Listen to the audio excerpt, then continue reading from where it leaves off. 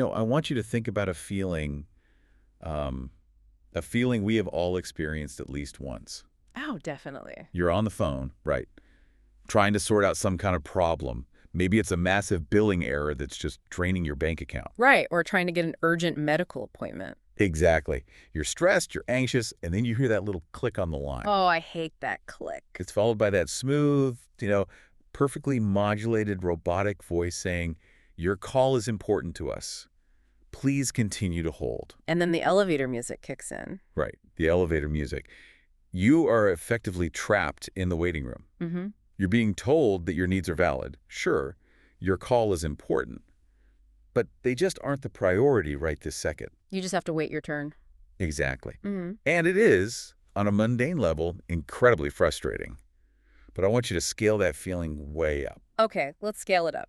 Imagine that elevator music is playing while you are bleeding in an emergency room, and the triage nurse tells you that your screaming is disturbing the patients who are there with paper cuts. Wow, that's a visceral image. Right.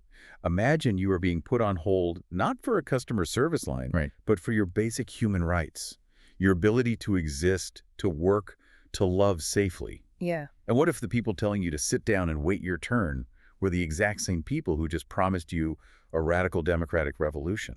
Right. See, that's where it ceases to be an administrative delay and becomes a profound existential crisis. Because when the architecture of an entire society looks at you and says, not yet, it is almost rarely about simple scheduling. No, it's not about logistics at all. Exactly. It is a fundamental statement about your worth. It's a declaration of who is considered a full citizen in the present and who's relegated to being a hypothetical citizen in some distant future. Okay, let's unpack this. Because today, our deep dive is taking us into an absolute masterclass on how time itself can be weaponized against vulnerable people. It really is a masterclass. We're looking at a brilliant, deeply layered academic article. It's titled Out of Place in Time, Queer Discontents and Sigisangjo. Mm-hmm. It was written by Judy Han and published in the Journal of Asian Studies back in 2022. Yes. And our mission today is to look at the hidden timelines of social change. We are going to examine how queer and transgender voices navigated this massive historical earthquake. The 2016 to 2017 South Korean Candlelight Protests. Exactly. We want to understand what happens when a revolution decides to put its most vulnerable participants on hold. Well, what's fascinating here is that the author isn't just giving us a localized history lesson about a specific protest in a specific country. Right. It's bigger than that. Much bigger. She is providing us with a highly exportable theoretical lens. She wants us to understand how time, and specifically timing, are used as deliberate political tools all over the world. Wow. How the concepts of later or too early are strategically deployed by those in power to maintain the status quo. Right. Yeah. Without ever having to look like the bad guys. Exactly. Now, before we get into the heavy mechanics of how all this works, I do need to establish a very clear baseline for you, the listener. Yes, this is crucial. This deep dive involves highly politically charged events. We are going to be covering the actions, statements, and strategies of both conservative and liberal political figures and institutions in South Korea. Right. And we want to be unequivocally clear, we are not taking sides. Absolutely not. We are not endorsing any political platform, party, or candidate mentioned in this text. Nope. Our sole goal is to impartially report on the content provided in Judy Han's research, unpacking the sociological, linguistic, and temporal theories she presents. Exactly. We are looking strictly at the mechanics of power, exactly as observed and documented by the author. I'm really glad we laid that out because we are here for the sociology, the language, and the deep human implications of this research. So to understand how certain voices were told to wait in the lobby of history, we first have to understand the massive, messy, chaotic stage where this entire drama unfolded. Let's set the scene. Right, let's set it up for the listener. We are talking about the South Korean Candlelight Protests. This spanned late 2016 into early 2017. It was a massive event. If you remember watching the international news back then, the visuals were just staggering. Millions of people. Millions, week after week in the freezing cold, quite literally holding candles, filling the massive streets and public squares of Seoul. And the triumphant narrative that went global, the one that the media absolutely devoured, was incredibly clean. Oh, totally. It was the story of the people, united by a singular righteous purpose. Engaging in a massive, peaceful, democratic demonstration. And it worked. They successfully impeached President Park Geun-hye for deep-seated corruption, bribery, and abuse of power. Right. From the outside, it looked like a flawless textbook victory for decentralized democracy. The power of the people speaking with one voice. It certainly did look like that. And the global media loves a unified, triumphant narrative. Oh, they eat it up. Because it's clean, it's inspiring, and, it fits neatly into a tight, 2D news segment. What a 2-minute clip on the evening news. Exactly. Huh.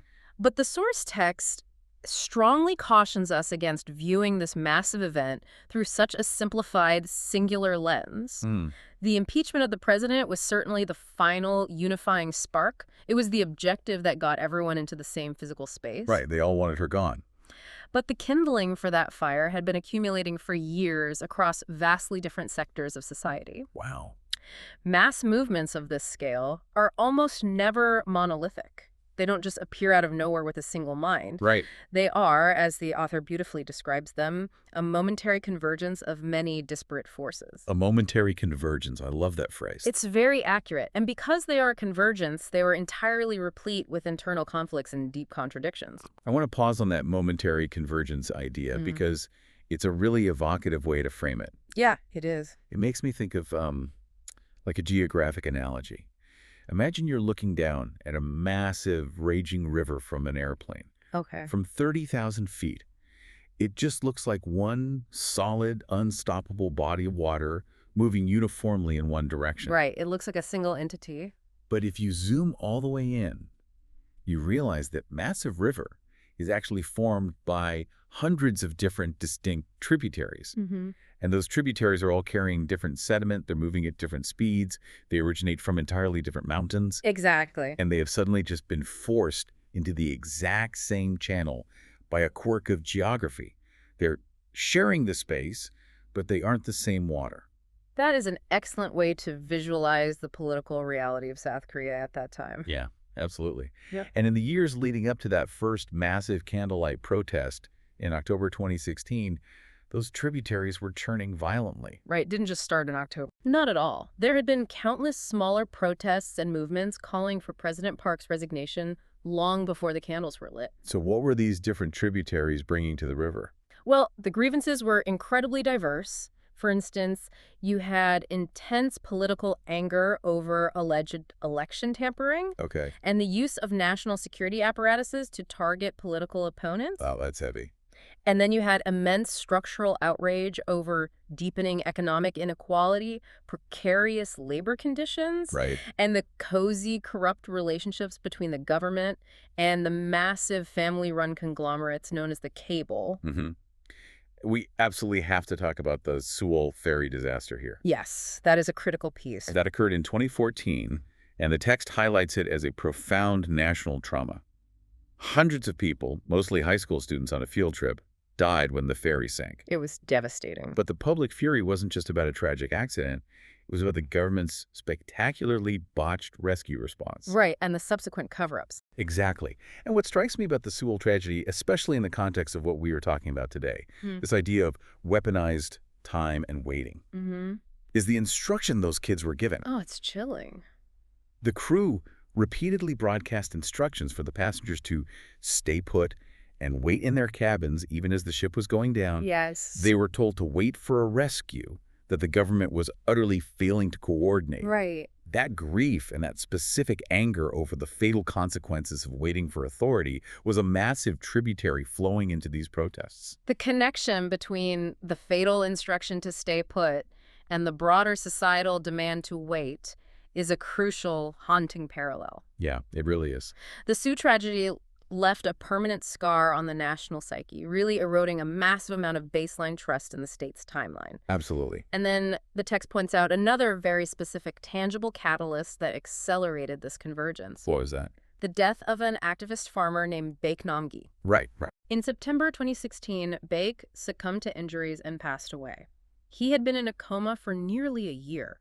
Oh, my God. He was put in that coma after being struck directly in the head by a high-velocity police water cannon during a national protest. That's horrifying. It was, and that prior protest had been organized by the KCTU, the Korean Confederation of Trade Unions. Okay, so the labor movement is heavily involved here. Heavily.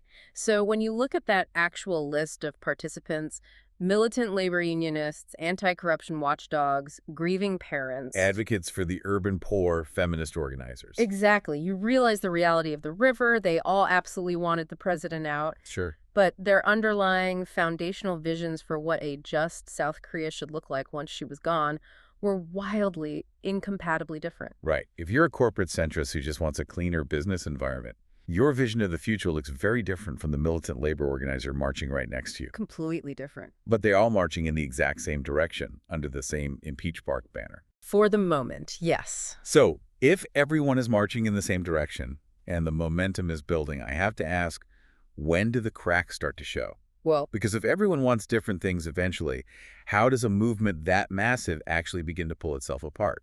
the cracks always begin to show when the immediate unifying threat is neutralized. Oh, okay. As long as the corrupt president is in power, everyone has a shared enemy to focus on. Right. The target is clear.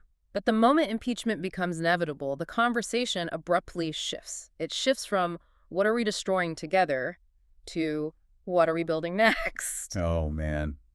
That's a much harder question. Or, more accurately and more dangerously, who gets to be a part of what we are building? Right. This is where the temporary alliance fractures. It fractures over the timeline of equality. Who gets rights first? Exactly. Who gets their fundamental rights recognized on day one of the new regime, and who is quietly pulled aside and told they have to wait until day 1,000. Which brings us exactly to the moment where the triumphant unity of the Candlelight Protests violently fractured for gender and sexual minorities. Yes, It's an event that the text refers to as the Najunge incident. that's right. Let's set the scene for this because the visual is striking. It's February 2017. The protests have been going on for 15 grueling weeks. In the dead of winter. Right, braving the freezing Seoul winter. The president has been successfully impeached by the parliament, and a special presidential election is looming on the horizon to replace her. The clear frontrunner for this election is a liberal politician named Moon Jae-il. Yes. And he's widely styling himself as the candlelight president-like, the political embodiment of this progressive revolution. And this is where the intricate, often cynical political maneuvering begins. Right. Moon Jae-in, despite his deeply progressive branding, recognized that to win a national election, he needed broader appeal. He needed votes from outside the protest squares. Exactly. So he started holding private, closed-door meetings with major conservative Protestant leaders. Wow. Specifically, the source notes he met with the Christian Council of Korea, the Communion of Churches in Korea, and the National Council of Churches in Korea. So these were three entirely separate meetings, held back to back, but he delivered the exact same message at each one. Precisely. According to the source, Moon explicitly assured these conservative Christian leaders that he personally opposed homosexuality. Just flat out said it. Yes, he stated categorically that he would not legalize same-sex marriage. Okay. His rationale was that neither current Korean laws nor the majority of public sentiment would tolerate it. Right. Now, he did add a political caveat. He stated that he didn't think sexual minorities should face outright cruel discrimination. Sort of threading the needle. Trying to. But he made it unequivocally clear that he and his Liberal Party had absolutely no intention of pushing for systemic legal equality in that regard. And if we look at the language closely, he essentially utilized a rhetorical framework that conflated all non-normative identities under a single simplified umbrella of deviant homosexuality. Wow. I'm just trying to imagine the absolute whiplash for progressive activists hearing this. It must have been staggering. You've spent 15 weeks in the freezing cold. You've risked your safety fighting alongside millions of people for a new, radically democratic future. And the guy slated to lead that future, the guy literally borrowing your revolutionary aesthetics, is sitting in back rooms throwing your basic human rights under the bus. Just to appease conservative voters. Right. Voters who probably weren't going to vote for him anyway. Exactly. Naturally, the backlash in the activist community was immediate. A coalition called the Rainbow Action Against Sexual Minority Discrimination held a press conference right in front of Moon's party headquarters. Yes. And the author draws such a poignant contrast here. The massive protest squares just a few blocks away were full of this jubilant, hopeful, festival-like energy. Right, everyone celebrating the impeachment. But this press conference was incredibly somber. The activists explicitly aligned the LGBTQ plus struggle with the struggles of other marginalized, forgotten people. They talked about disabled individuals fighting for mobility rights, Undocumented migrants, precarious gig workers, unmarried mothers facing extreme stigma. yes, They were essentially standing outside the party headquarters saying, "We are the people holding the candles too. We built this movement, and you are throwing cold water on our fire." that press conference laid the necessary theoretical groundwork for their discontent. But then things escalated. Yes. The visceral, physical disruption that forms the core of this paper happened shortly after. I don't know about that. A small group of queer, trans, and labor activists left that somber press conference and rushed directly to a public forum where Moon Jae-in was scheduled to speak. Right. This forum was specifically designed for Moon Jae-in to announce his grand blueprint for gender equality policies. He was going to talk about expanding paid maternity leave and closing the wage gap. He was, quite unironically, given his previous meetings, publicly declaring himself a feminist president. Unbelievable. So these activists enter the forum, and they just sit quietly in the front row. They wait for him to finish his main speech. They let him lay out his whole vision, and then they stand up. Yes. They unfurl protest signs and start shouting toward the stage. And there is a very specific video of this disruption that went massively viral. Captured by Dot Face. Right, an independent media project called Dot Face. And at the dead center of this video is a labor activist named QuRious.F. Yes, she is pivotal here. The text quotes her outcry verbatim, and it is just gut-wrenching to read. It really is. She is shouting, her voice is cracking with emotion, and she yells, "I am a woman and a lesbian. How is it that you can slice my human rights in half? How is it that my right to equality can be sliced in half? As the frontrunner for the presidency, please answer." It is a profound, undeniable challenge to the compartmentalization of human rights. Absolutely. She is laying bare the hypocrisy of a politician who claims to be a feminist champion of equality while explicitly denying equality to queer women. Right. But what made the video go viral and what makes it the central focal point of this entire academic paper isn't just Quack's desperate plea. It's the reaction. It is the chilling response it elicited. Yeah. Moon Jae-in, standing at the podium, looks down at her and says, "Over the amplified microphone, I will give you a chance to speak later." Later. Not yes, not no. Later. Exactly. And as the security guards physically grab the protesters to remove them from the venue, the audience reacts. And keep in mind, this is an audience ostensibly there to support progressive democratic policies. Right. But they turn on the queer activists. It is wild. A few voices start shouting it, and within seconds, it spreads. It becomes a loud, deafening, collective chant, filling the entire auditorium, trying to drown out the protesters. And what are they chanting?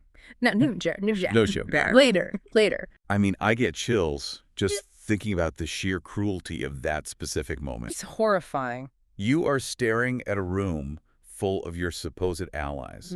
These are the people you've been marching shoulder to shoulder with for weeks against a dictator. And they are literally chanting in unison for you to be quiet, know your place, and go to the back of the line. That's exactly what it is. Here's where it gets really interesting, though. The author, Judy Han, doesn't just call this crowd reaction rude or politically expedient. No, she goes much deeper. She frames this chant of najunge as a severe form of epistemic violence.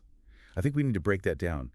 How does a chant about scheduling become violence? It's a vital concept. Epistemic violence is a theoretical framework that deals with the silencing of marginalized voices. Okay. But it doesn't silence them through physical force. It silences them by invalidating their knowledge, their lived experience, or their very right to participate in the discourse at all. Oh, wow.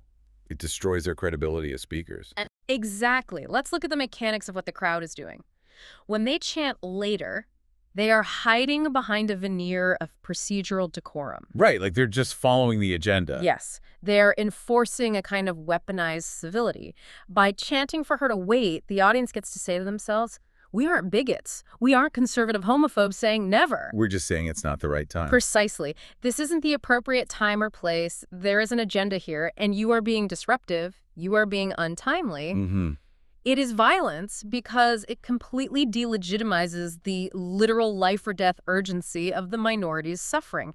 It shifts the rules of engagement. Right. If you are screaming for your life and I tell you to lower your voice because you are interrupting a speech, I have suddenly made the volume of your voice the primary issue rather than your impending death. That is so dark. Yeah.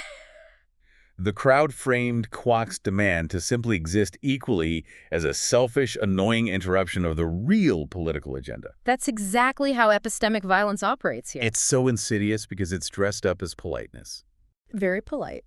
It reminds me of, okay, imagine you are back in that emergency room analogy. Right. You have a deeply painful, bleeding wound.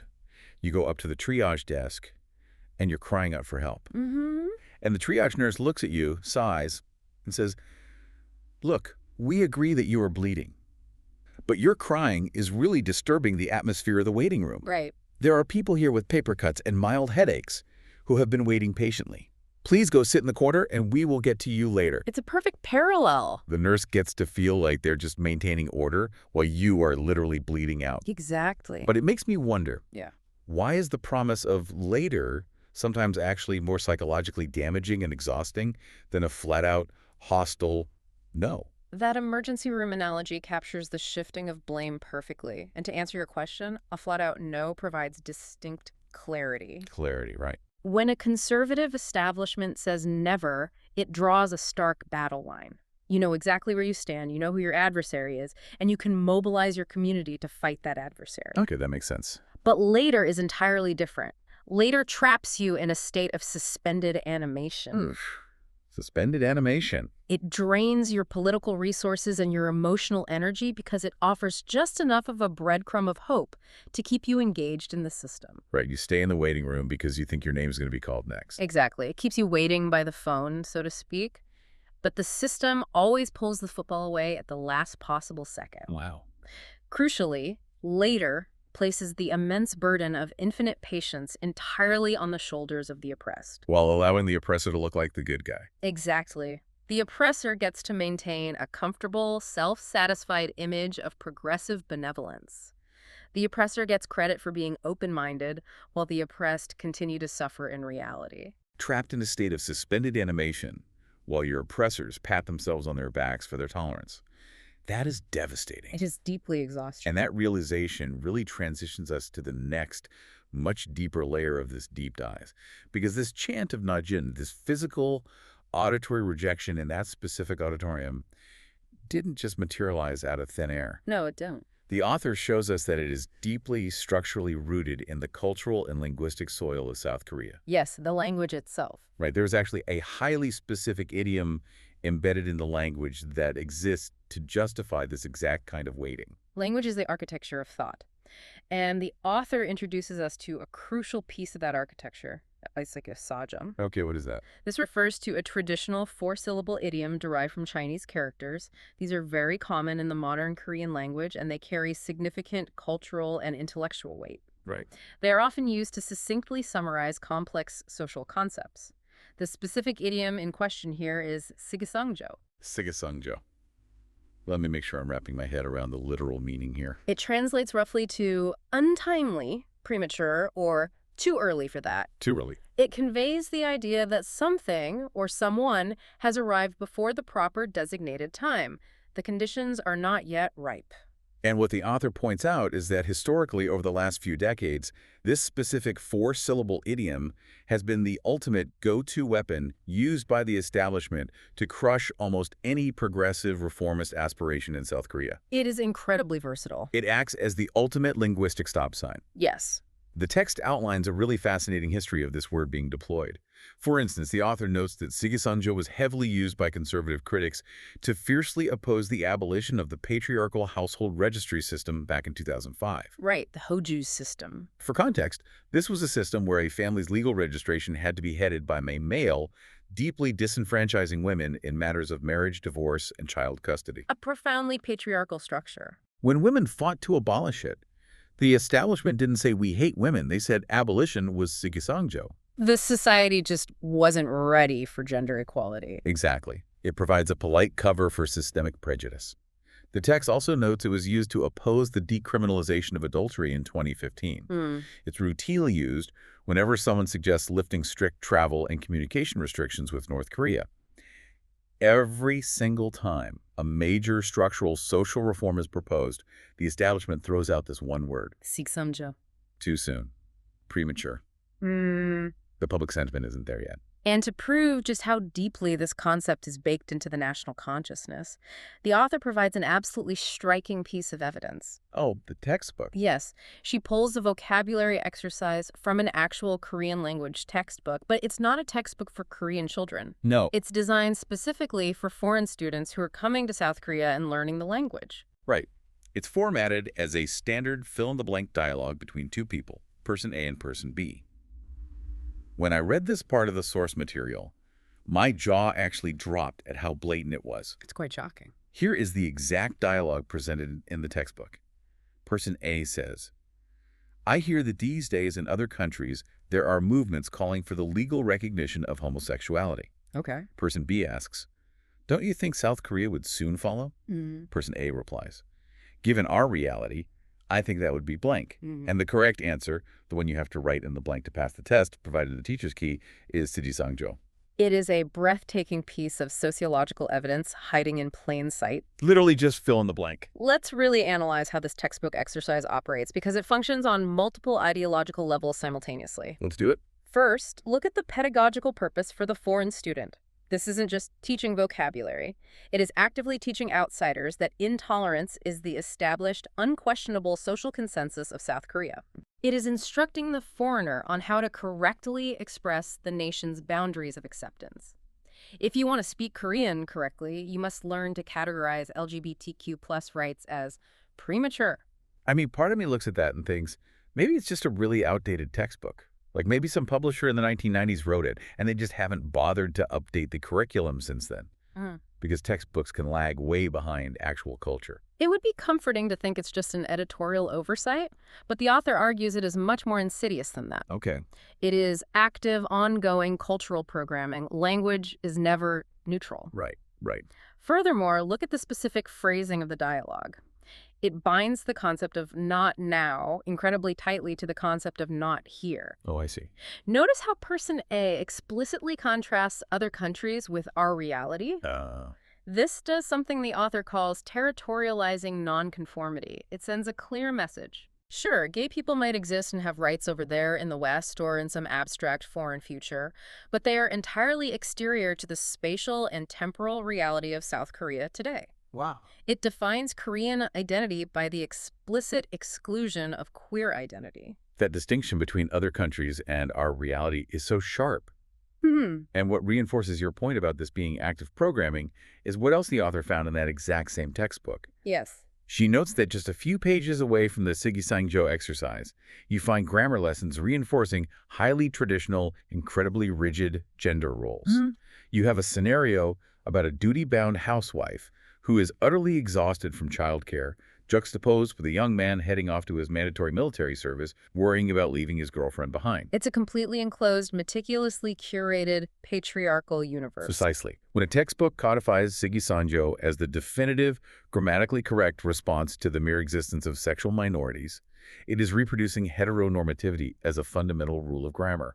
It's teaching the student how to think about Korean society, not just how to conjugate its verbs. This scales things up dramatically for me.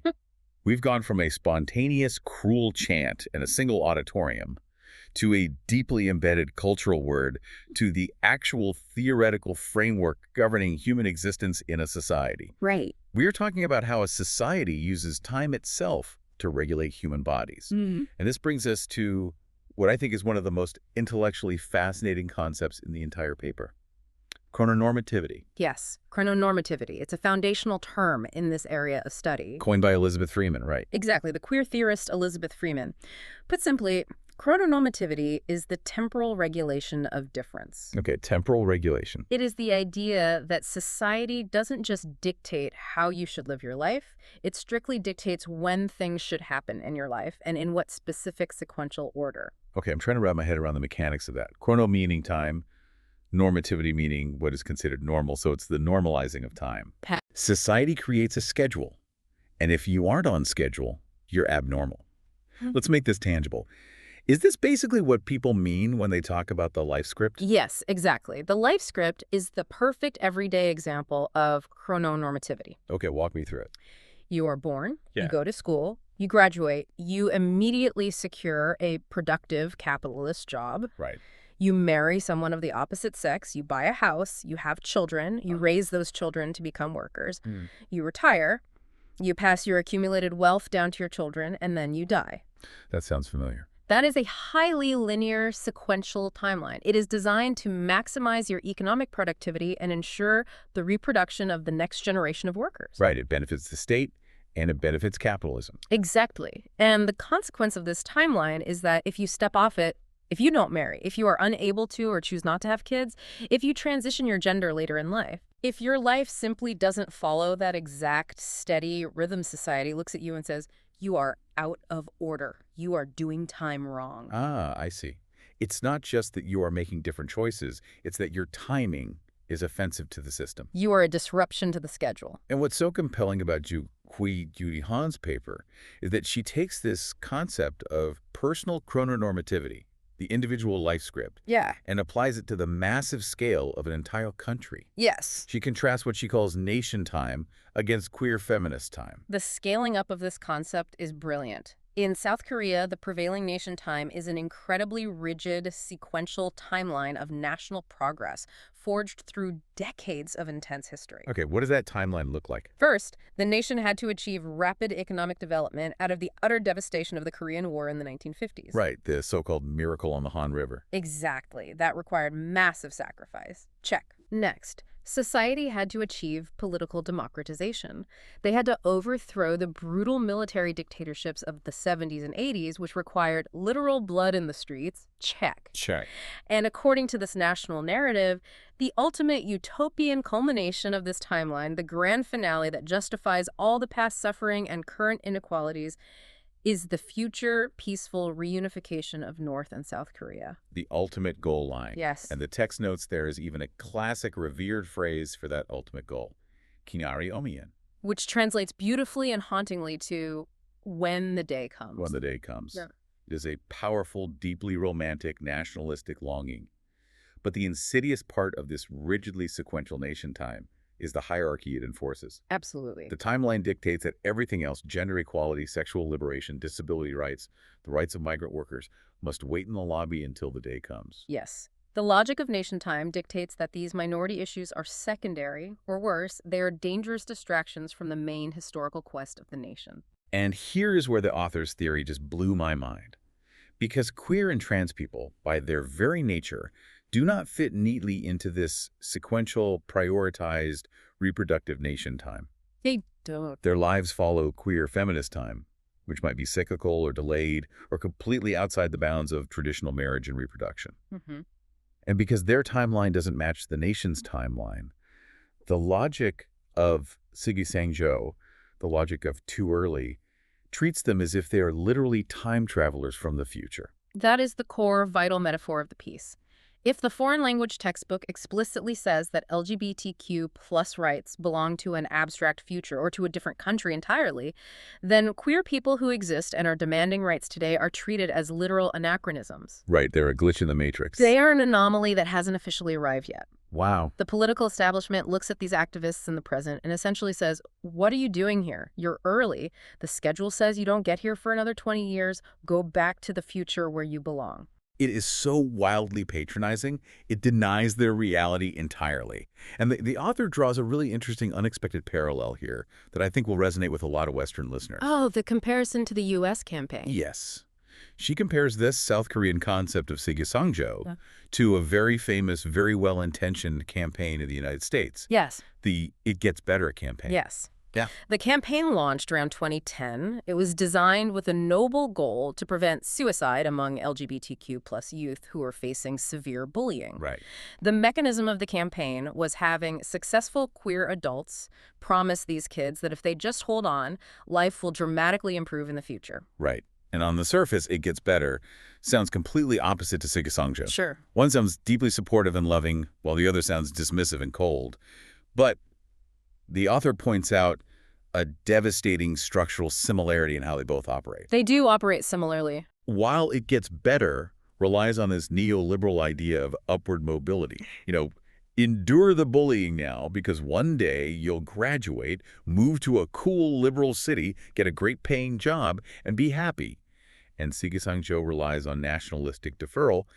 They both do the exact same thing mechanically. They both use a hypothetical, unguaranteed future as an alibi to pacify suffering in the present. They both look at a person in pain and say, endure the violence of today because tomorrow will automatically fix it. If we connect this to the broader philosophy of queer theory, this is exactly why the concept of unscripting a life is so vital and so threatening to the establishment. Unscripting a life. Yes.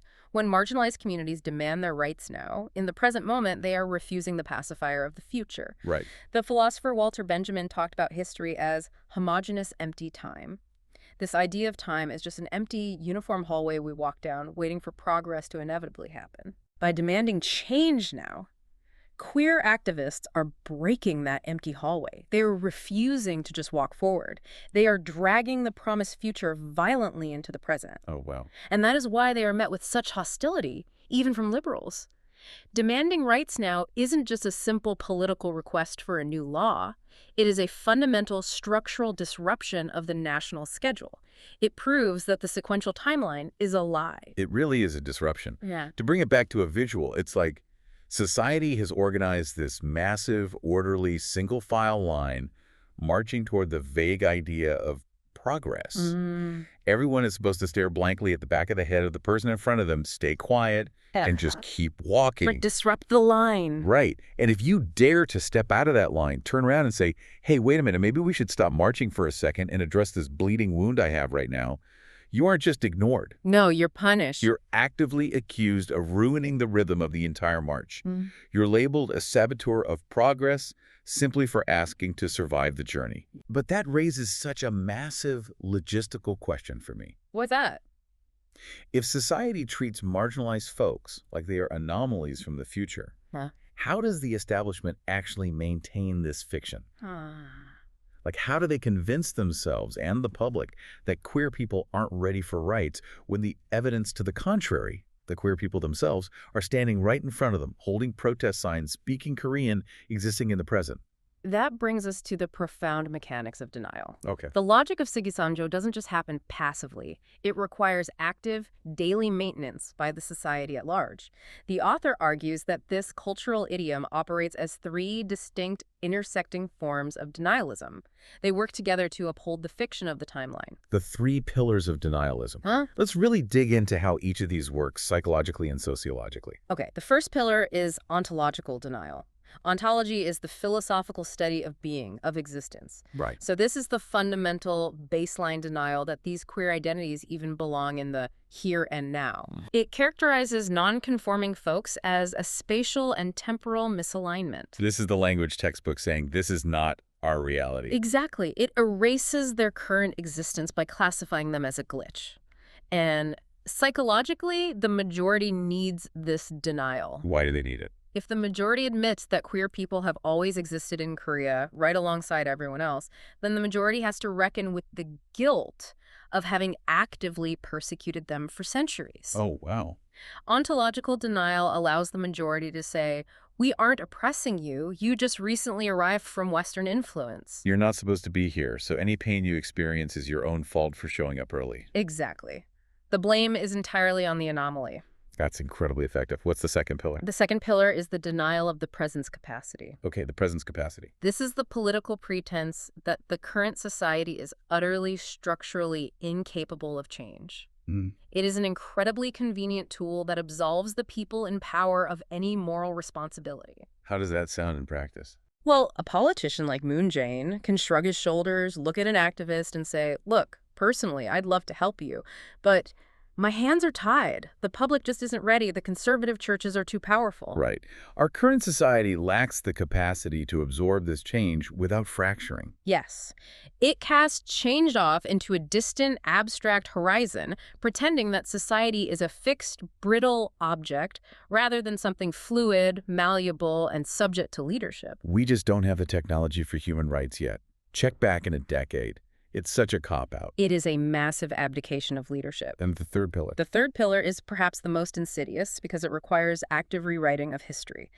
It is the denial of the past. The past. It is the active erasure of the historical fact that LGBTQ plus activism has been a vital, foundational, bleeding-edge part of South Korean social movements for decades. Oh, wow. The establishment pretends that queer rights is a brand new, trendy, imported issue that just suddenly appeared to disrupt the real historical struggles of labor and democracy. And this is exactly where the paper delivers an absolute gut punch of reality. Because to shatter this third pillar of denial, the author brings us right back to the woman in the viral video, Kwak-e-gung. Yes. When you just watch a 2-minute viral clip on social media, you might just see a random angry protester disrupting a polished politician's speech. You lack the context. But the author reveals Kwak's deep, extensive historical context, and it shatters the idea that queer activists are somehow new or exterior to the Korean struggle. Yes, Kwak-e-gung is emphatically not a random opportunistic disruptor. The text meticulously explains her background. Right. She has been a foundational progressive organizer in South Korea since the late 1990s. So decades of work. Yes. She is part of a small, battle-tested, incredibly influential cohort of left-leaning lesbian and gay activists who have been in the trenches for decades. More than that, at the exact time of the Najunge incident in 2017, she held a massive leadership role. She was the director of external relations and solidarity for the KCTU. Wait, let's make sure the listener connects those dots. For sure. The KCTU, the Korean Confederation of Trade Unions, is the exact same militant labor union whose farmer activist, Baek Nam-gi, was killed by the police water cannon. Yes, it is. Which acted as the massive catalyst marking the Candlelight Protests in the first place. Exactly.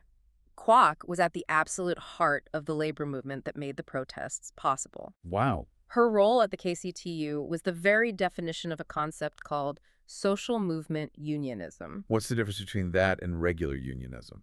Well, to contrast this with what listeners might know as business unionism in places like the United States, where a union might strictly negotiate for better hourly wages or dental benefits for its specific members and nothing else. Right. Very focused on the workplace. Exactly. Yeah. Social movement unionism is vastly more expansive. It dictates that organized labor must fight for broader human rights, systemic social justice, and total political transformation.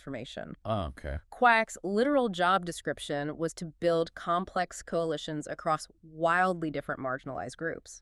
And here is the profound, almost sickening irony of that viral moment. Kwak-e-gung was literally sitting on the core coordinating committee for the Emergency National People's Action. She helped organize the Candlelight Protests. Week after freezing week, behind the scenes, she was the one coordinating the immense logistics, the stage programs, the permits, the marshaling of the massive crowds that Moon Jae-in was now using to propel himself to the presidency. She literally helped build the physical and political stage he was standing on. Yet when she asked the self-proclaimed Candlelight president to recognize her basic humanity, he looked down at her and told her she was out of place. He told her to wait. The crowd she helped organize told her to wait. It is the ultimate tragic manifestation of the contradiction we've been discussing. Her very existence, her decades of relentless labor, utterly destroys the narrative that queer people are from the future. Right. Or that they haven't bled and sweated for the nation's democratization. She is the past, she's the present, and she built the engine of their immediate political victory. Yet the brutal force of chrononormativity demands her immediate erasure in order to maintain the neat, sequential, comfortable narrative of nation time. Okay, I want to pause here and play devil's advocate for a second. Go ahead. Because I can hear a certain type of listener right now, maybe a pragmatic, hardened political strategist, listening to this story and saying, look, this is emotionally heartbreaking, it's sad, but isn't this just the messy, ugly reality of real politics? A pragmatism argument, yes. You have a massively corrupt, authoritarian-leaning president in Park Geun-hye. Overthrowing her requires building a massive, fragile coalition, and unfortunately, that coalition must include conservative Christians who hate gay rights. If Moon Jae-in pushes same-sex marriage on day one, he loses that crucial conservative bloc, the coalition shatters, Park stays in power, and everyone in the country suffers. Isn't harsh prioritization just necessary? Couldn't one argue that later is just the unfortunate pragmatic reality of governing a divided nation? Right. How does the author's theoretical framework counter that very common, very resilient defense? It's a crucial question, and you are right. It is the exact defense most often deployed by liberal politicians and their defenders worldwide. Yeah. The author counters this not by arguing the math of the coalition, but by fundamentally shifting the moral framing of postponement. Okay, shifting the framing how? We are taught by the political establishment to view postponement as a neutral act. Right, like it's just a scheduling thing. Exactly. We are taught it is a mere pause button. No harm, no foul. We'll get to it eventually. But the author forcefully argues that postponement is never neutral. Wow. It is, in her words, a morally sanctioned form of denial. A morally sanctioned form of denial. When a politician says later to human rights for the sake of political pragmatism, they're making a cold, calculated decision. Right. They're deciding that the ongoing suffering, the daily violence, the systemic discrimination, and the premature death experienced by a minority group is an acceptable, reasonable price to pay for the comfort, cohesion, and electoral victory of the majority. They're paying for their victory with someone else's pain. Precisely. Pragmatism forces vulnerable people to accept unlivable conditions as inevitable. It treats marginalized lives as expendable collateral damage in the grand game of political chess. That's a brutal way to put it, but it's true. The framework asks us to consider a much deeper question about the nature of the protests themselves. If your supposedly glorious, democratic, political revolution requires the active, ongoing subjugation of a minority to succeed, is it actually a revolution? Wow. Or is it just a change in management for the people already at the top? Exactly. A morally sanctioned form of denial. That is an incredibly heavy truth to sit with.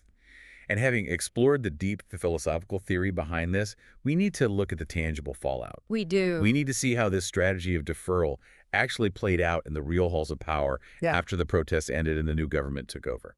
Let's look at the political reality. And this is where we must, again, reiterate our strict commitment to political neutrality.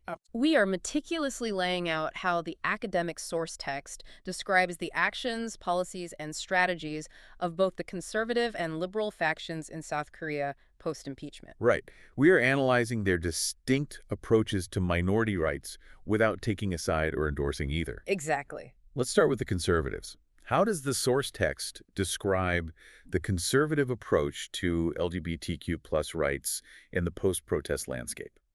The author describes the conservative factions, particularly those spearheaded by right-wing Christian conservative groups, as actively and overtly blocking social change. Okay. In their approach, there is no ambiguity, and there's certainly no promise of later. The text outlines how they mount aggressive physical counter-protests against queer and transgender gatherings in public spaces, attempting to block pride parades. Wow. They actively work within the legal system to reverse existing human rights protections and repeal inclusive local ordinances that had already been passed. So they're actively rolling back progress. Yes. For this faction, the very idea of LGBTQ+ equality isn't just a political disagreement. For some, it signals an apocalyptic end times for the nation's moral fabric. The text notes that they plainly, loudly assert never. As brutal as never is, it goes back to what we discussed earlier. It is a clear battle line. Right. You know exactly what you are fighting. Now let's contrast that with how the text describes the liberal approach. Moon Jae-in wins the election. The liberals take power. What happens? The liberals, according to the text, operate on a platform of deep reluctance and perpetual deferral. Okay. They don't explicitly say never to equality because that would alienate their progressive base. Instead, they lean heavily, almost exclusively, on Sigisangjo. Idiom. Yes. They constantly diagnose equality as premature. They offer the dangling, shimmering promise of a more inclusive future, but somehow the political clock never seems to advance. Right. There is always another more pressing election. There is always another economic crisis. There is always another reason why now isn't the right time. And the text provides a really stark, undeniable example of this from 2019. This is 2 full years into Moon Jae-in's presidency. Yes, the Cho Kuk hearing. He nominates a highly regarded, progressive legal scholar named Cho Kuk to be the Minister of Justice. Right. Now, Cho Kuk had a very strong progressive record. He was known for defending political prisoners and advocating for conscientious objectors.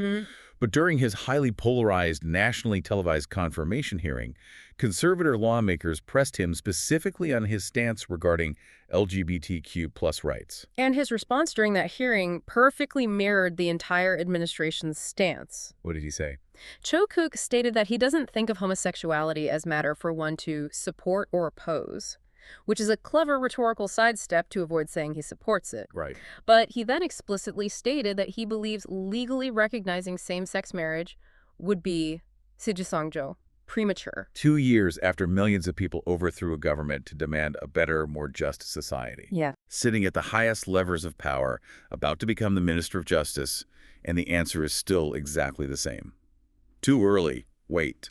And the response from the activist community to this hearing was visceral and exhausted. I can imagine. The text quotes an activist group called the Trans Liberation Front, who responded to Cho Kook's Sigisangjo statement by releasing an incredibly powerful statement of their own. What did they say? They said, "Sexual minorities' human rights keep getting deferred to the future. This is about life and survival to some of us. We live in the present and cannot postpone survival to later." Wow. We cannot postpone survival to later. That, quote, distills the entirety of the conflict into 2 sentences. It really does. The political establishment views human rights as an abstract policy debate, a legislative item that can be scheduled, delayed, or traded away at their political convenience. Right, like an infrastructure bill. Exactly. Right. The activists, however, view it as a matter of literal daily survival. You cannot schedule breathing. Yeah. You cannot postpone existing. The distinct corrosive danger of the liberal approach, as analyzed deeply in the text, is that this perpetual postponement can be uniquely exhausting to a movement. Right, because it creates a mirage of progress. You are told you are walking through the desert toward an oasis, but the horizon just keeps receding. Oh, that's a painful visual. It drains your energy, your funds, and your hope, all while demanding your continued political loyalty to the people making you walk. So what does this all mean for the people on the ground? It means these activists are fighting an utterly exhausting, agonizing 2-front battle. They are. On one side, they're fighting an overtly hostile conservative force that is trying to erase them from the public square entirely. Yes. And on the other side, they're fighting their supposed allies, the people holding the progressive banner, the people they helped elect, who keep tapping their watches, telling them to lower their voices, and endlessly gesturing toward a waiting room that has no exit door. It is a condition of permanent, agonizing dislocation. You are told you belong neither here nor there, neither now nor then. That's just so heavy. But this is exactly where the narrative of the paper takes a massive, inspiring turn. It does. It shifts from the heavy exhaustion of the political reality to the incredible, empowering response of the activists themselves. Because they didn't just sit in the waiting room and cry. No. They refused the waiting room entirely. Yes. Let's talk about the refusal, because this is where the theory becomes action. To understand why they refused, the author brings in a concept from the cultural theorist Lauren Berland. Yes, a concept called cruel optimism. Cruel optimism. Cruel optimism is one of the most brilliant frameworks for understanding modern political life. Berlant describes it as a relation of attachment to a promise, like the promise of the American dream, or the promise of upward mobility, or in this case, the promise of najunge. The promise of later. Yes. It becomes cruel optimism when the very thing you desire, the promise you are clinging to, is actually an obstacle to your flourishing. Okay, let's spend a minute on this because it's so important. Let's give an everyday example to really anchor this for the listener. Go for it. Imagine you are working at a deeply toxic corporate job. Your boss makes you work 80 hours a week, screaming at you, stealing your credits. Sounds awful. But they keep promising you that if you just put in 1 more year of grinding, they will make you a partner. They promise you a massive promotion later. Right. So you stay. You sacrifice your physical health, your mental health, your relationships, all because you're optimistic about that future promotion. But the reality is the promotion doesn't exist. Exactly. They are just using the promise of the future to extract your labor in the present. The optimism that keeps you going is the exact mechanism that is destroying your life. That is cruel optimism. That is a flawless example. You are clinging to the liberal promise that if you just behave, if you endure the abuse quietly, if you are just patient enough, the system will eventually reward you. And the author contrasts this with something else, right? Yes, Berlant contrasts this cruel optimism with something she calls stupid optimism. Stupid optimism. Which is just the blind, naive, unthinking faith that conforming to normalcy will automatically make you happy without any critical thought. So in the context of South Korea, hanging on to the promise of later from a politician like Moon Jae and a politician who keeps betraying your trust behind closed doors is cruel optimism. It's exactly that. It's staying in an abusive political relationship because you are in love with the potential of the Liberal Party, even as the reality of their actions actively destroys your community's safety. Precisely. And the activists' ultimate radical response to the aftermath of the Candlelight Protests was a complete structural rejection of that cruel optimism. They severed the toxic attachment. They completely rejected najunge. The author notes that the official slogan for the 2017 Seoul Queer Culture Festival, held shortly after these events, became a defiant roar. Right now, not later. Right now, not later. I love that. Yeah. They explicitly refused to wait quietly for a future that came with absolutely no guarantee. Exactly. And this wasn't just a catchy festival slogan printed on T-shirts. The text details the incredible, concrete, highly disciplined work these activists did during the massive protests to literally manifest the future into the present. Right. They didn't just demand that politicians write new laws. They took it upon themselves to change the physical, cultural reality of the protest squares themselves. They engaged in what is known as prefigurative politics. Prefigurative politics. They threw their physical bodies into the collective mass. The author notes that queer, trans, feminist, and youth activists actively intervene in what sociologists call the conduct of conduct. Intervening in the conduct of conduct. What does that look like on the ground? It means they didn't wait for a new hypothetical government to legislate morality or equality. They built the inclusive, respectful world they wanted to live in right there on the frozen asphalt of Gwanghwamun Square in the dead of winter. Wow. They instituted actual enforceable policies against misogyny and hate speech within their designated protest zones. They created safe spaces within the chaos. And this is the specific detail that absolutely stunned me when reading the source. They actively, physically, stopped the raging crowd from using gender-based slurs against the corrupt President Park Geun-hye. That is a staggering display of political and moral discipline. It is incredibly difficult to achieve in a mass movement. It really is. Just try to imagine the immense restraint required. You are standing in a crowd of 1 million furious people who are trying to overthrow a deeply corrupt, widely despised, authoritarian-leaning leader. The absolute easiest, cheapest, most reflexive way to rile up a crowd against a female politician is to use deeply sexist language and gendered insults. It's the lowest hanging fruit. It's what crowds do. But these feminist and queer activists stood up in the middle of that raging mob and said, no, stop. We are overthrowing a corrupt president today, but we are not going to use misogyny to do it. They refuse to use the tools of the oppressor to win. Exactly. We are insisting on a culture of mutual respect right here, right now, regardless of how despised the target of our anger is. It proves definitively that their activism wasn't merely anti-Park Geun-hye, it was profoundly pro-equality. Yeah. They were prefigurative. They were practicing the exact equality they desired in real time. And they also carried the massive rainbow flag every single week, right? Yes, flying it amidst a sea of 1 million candles, Wow. refusing to be made invisible by the sheer scale of the event. That is such a powerful image. As the author beautifully concludes, these transformative experiences, these new political subjectivities that were cultivated in the heat of the squares, will likely long outlast the specific, temporary liberal government that was elected from the protests. They fundamentally changed the DNA of dissent in South Korea. They unscripted the timeline, they refused to sit in the waiting room, walked out into the freezing street, and essentially said, the future is happening right now, whether your schedule is ready for it or not. Man, we have covered so much incredible ground today. We really have. We started by looking at the complex, messy, tributary-filled reality of the massive Candlelight protests. We examined the chilling, silencing power of weaponized civility and the chant najunge. Later, We unpacked the deep linguistic trap and active cultural programming of the word Sigisangjo. the textbook example. Right. We felt the heavy, suffocating weight of chrononormativity and dismantled the 3 pillars of denialism. Yes. And finally, we saw the inspiring, disciplined refusal of queer activists to wait for a hypothetical future. It serves as a powerful, universal reminder that the timeline of progress is never natural. No, it's not. It is never inevitable. It is actively constructed by those in power. And precisely because it is constructed, it can be challenged, disrupted, and ultimately rewritten by those who simply refuse to wait. So as we wrap up, I want to bring this entirely back to you, listening right now. Think back to that metaphorical waiting room we talked about at the very beginning of this deep dive. With the elevator music. Right. It is so incredibly easy for any society, any corporation, any political party, or even a family dynamic to look at its most vulnerable members and tell them that their needs are premature. To tell them that their justice, their safety, or their joy is Sigisangjo. Exactly.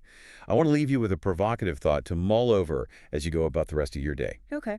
Look closely at your own life, your workplace, or your local community. What vital changes, what necessary, undeniable truths are currently trapped in the waiting room of later? Wow. And more importantly, if the timeline is always controlled by the people holding the power, what would happen if you simply hung up the phone, refused to recognize their clock, and decided that the future starts right now? That is a powerful question to end on. Thank you so much for joining us on this deep dive into the source material.